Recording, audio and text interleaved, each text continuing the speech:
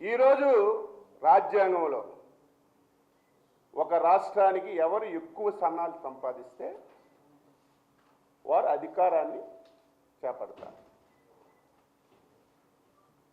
ఎవరు second highest వస్తే అందులో రాజ్యాంగానికి లోబడి ఉంటే ఆ స్థానాలు గెలుచుకుంటే ప్రతిపక్ష హోదా ఇస్తారు. ఈరోజు 11 స్థానాలు గెలిచి రాజ్యాంగంలో అవకాశం లేనటువంటిది ఈ దేశంలో ఎక్కడా జరగనటువంటిది నాకు ప్రతిపక్ష హోదా కావాలని పిచ్చి అరుపులు మాట్లాడుతుంటే కనీసం ఆయనకి లేకపోయినా వెనకున్నటువంటి కొంతమంది సీనియర్లు కూడా తానా తందానా అంటుంటే ఆశ్చర్యం కలుగుతుంది. బయటకు వచ్చి నేను ప్రతిపక్ష వాదా నాకు ఇచ్చినంత వరకు నేను శాసనసభకు రానని మాట్లాడుతున్నాను. ఎక్కడొస్తుంది నీకు ప్రతిపక్ష హోదా? ప్రతిపక్ష హోదా అనేది స్పీకర్ అయ్యన్న పాత్రుడు గారు, ముఖ్యమంత్రి చంద్రబాబు నాయుడు గారు ఎవరో ఇచ్చింది కాదు.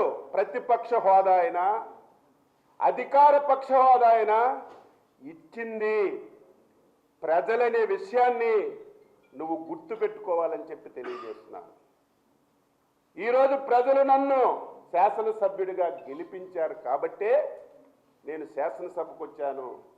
ప్రజలు గెలిపించకపోతే శాసనసభకు కూడా వచ్చే అవకాశం ఉండదు. ఈ వింత పోకళ్ళన్నీ చూస్తుంటే ఆశ్చర్యం కలుగుతుంది. ఇటువంటి డిస్కషన్స్ ఎప్పుడు ఈ రాష్ట్రంలో జరగలేదు. ఇటువంటి ప్రస్తావనలు ఎప్పుడు కూడా జరగలేదు. ఇదేదో నాకు ప్రతిపక్ష హోదా ఇవ్వలేదు, ఇస్తే నేను శాసనసభకి వెళ్ళి ప్రజల పక్షాన మాట్లాడుతానని ఒక తప్పుడు మాటలు చెప్పినవే చెప్తూ ప్రజల్ని తప్పుదోవ పట్టించడానికి ఒక వ్యక్తి ప్రయత్నం చేస్తున్నటువంటి విషయాన్ని ఈ సందర్భంగా రాష్ట్ర ప్రజలకు తెలియజేస్తున్నాను. ఈ మధ్య మీరు చూశారు, ఢిల్లీలో ఎన్నికలు అయ్యాయి. మొన్నటి వరకు ముఖ్యమంత్రిగా ఉన్నారు కేజ్రీవాల్ గారు. ఎన్నికల్లో ఓడిపోయాడు, శాసనసభ్యుడు కూడా కాలేదు. నేను శాసనసభకి వెళ్ళి కూర్చుంటానంటే దానికి అర్థమేమైనా ఉందా? ఓడిపోయిన వ్యక్తి శాసనసభకి వెళ్ళి కూర్చొని నేను శాసనసభ్యుల్లాగా మాట్లాడుతానని మాట్లాడితే దానికి అర్థం ఎక్కడైనా ఉందా? నీకు ప్రజలు శాసనసభ్యుడిగా గెలిపించి నీకు అసెంబ్లీకి పంపించిన విషయాన్ని నువ్వు గుర్తు చేసుకోవాలి. ఈరోజు వాళ్ళు వ్యవహరించినటువంటి తీరు, వాళ్ళు చెప్పినటువంటి తప్పుడు విధానం, లేనటువంటి విషయాన్ని మీరు కూడా అడగాలి కదా. పాత్రికేయులకు కూడా అడుగుతున్నాను. ఇప్పుడే ఆ పార్టీ తరఫున ఎవరో ప్రెస్ మీట్ పెట్టుంటారేమో, నేను చూడలేదు. మీరు అడగాలి కదా. ప్రెస్ మీట్ పెట్టినవాడు కూడా ప్రతిపక్ష నాయకుడే ఒక సభలో. ఆయనకి ఎందుకు ఇచ్చాం? అడిగారా? ఆ సభలో మెజారిటీ ఉంది కాబట్టి ప్రతిపక్ష హోదా ఇచ్చాం. ఆ వ్యక్తి కూడా బయటకు వచ్చి మైకుల్లో మాట్లాడుతుంటే మీరెవరూ ప్రశ్నించకపోతే నాకు ఆశ్చర్యం వేస్తుంది. గత శాసనసభలో మీరు చూశారు, ఆ ప్రసంగాలు కూడా మీ దగ్గర ఉంటాయి. చంద్రబాబు నాయుడు గారు నీ దగ్గర నుంచి 4 ఎమ్మెల్యేలను లాగిస్తే నీ హోదా పోద్ది, నీకు మాట్లాడే అవకాశం ఉండదని ఇదే పెద్ద మనిషి మాట్లాడిన మాటలు వీడియోస్ మీ దగ్గర ఉన్నాయి, శాసనసభ రికార్డుల్లో ఉన్నాయి.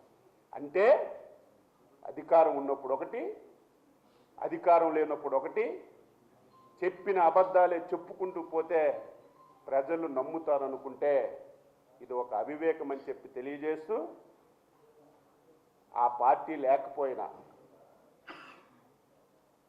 సమావేశాల్లో ఒక బాధ్యతాయుతంగా పనిచేస్తాం. ప్రజల సమస్యలు మా శాసనసభ్యులు లేవనెత్తారు.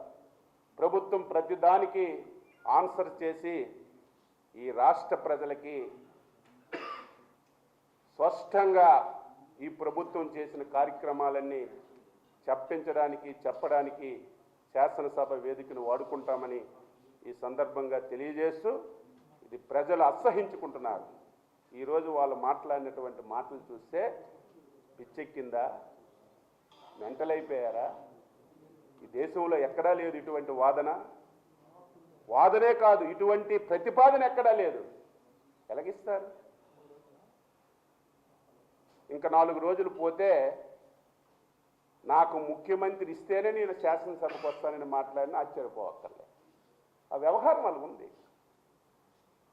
ఆ మాటలు తీరు అలా ఉంది. ఇది ప్రజలు గమనించమని చెప్పి కోరుతున్నాను.